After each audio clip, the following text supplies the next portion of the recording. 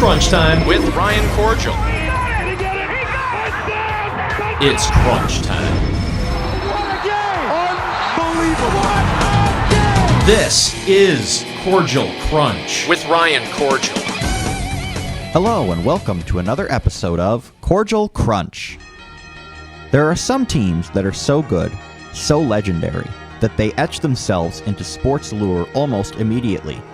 Such is the case with the 1985 Super Bowl XX champion Chicago Bears. The Patriots and the Bears ready for Super Bowl XX.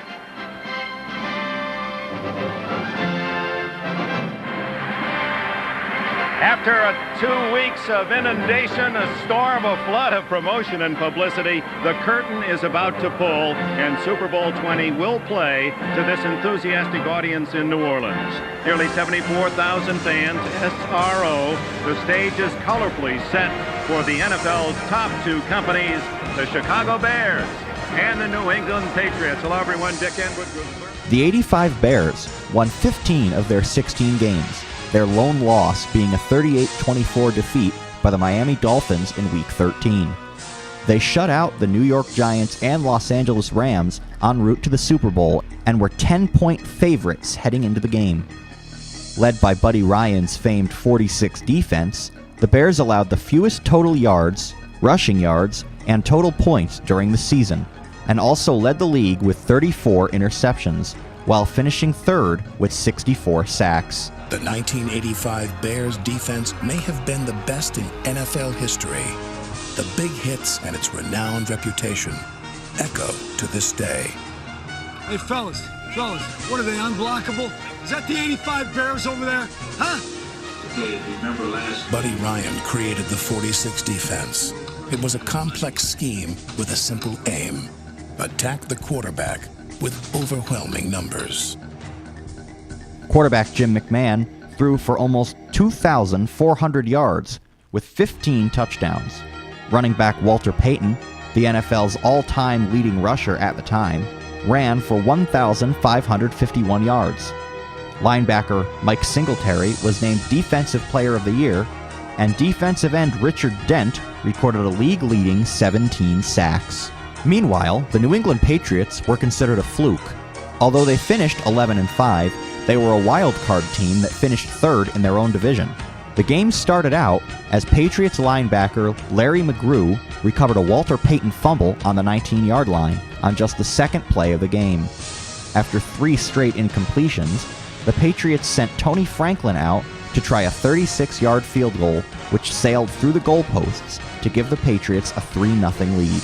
The Bears retaliated with a 7-play, 59-yard drive, culminating in a field goal from Kevin Butler to tie the game at 3. They would never look back. After a pair of punts, Patriots quarterback Tony Eason was sacked by defensive end Richard Dent and linebacker Wilbur Marshall, forcing a fumble which was recovered by Bears defensive tackle Dan Hampton at the 13-yard line and taken all the way to the 3. Trying to be creative, the Bears had William the Refrigerator Perry run a halfback option, but he was sacked for a 1-yard loss and the Bears settled for another field goal.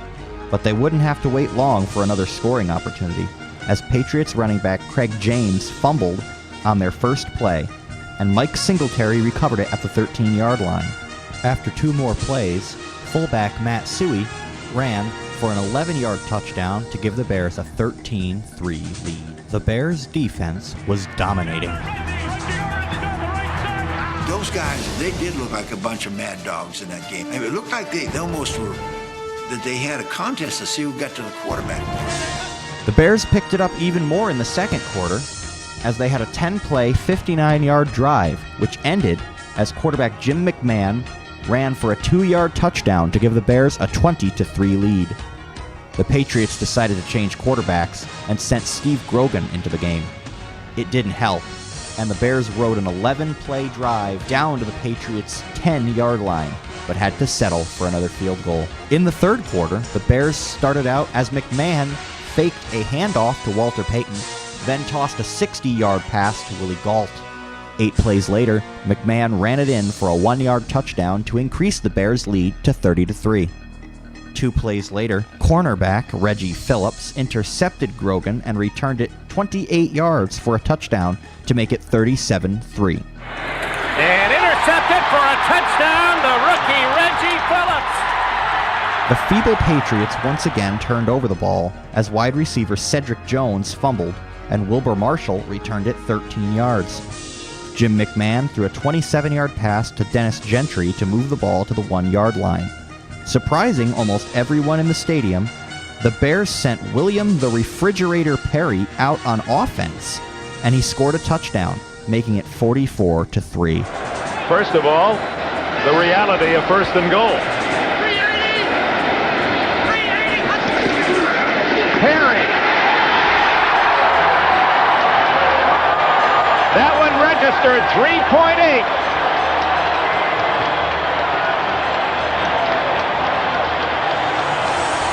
Another Super Bowl record, the first refrigerator to score.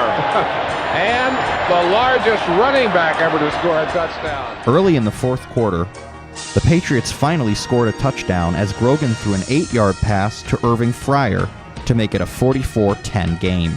That was all they would get, as the scoring ended when Grogan was sacked in the end zone for a safety, giving the Bears a 46-10 lead and victory. Super Bowl 20 capped off the Bears' greatest season to date. 4 Bears players were inducted into the Hall of Fame. Running back Walter Payton, defensive ends Dan Hampton and Richard Dent, who was named the MVP of the Super Bowl, and linebacker Mike Singletary, as well as head coach Mike Ditka and assistant coach Dick Stanfill. The season is also notable for the Bears' iconic rap, Grammy-nominated Super Bowl Shuffle, which has become as synonymous with the '85 Bears as McMahon and Ditka.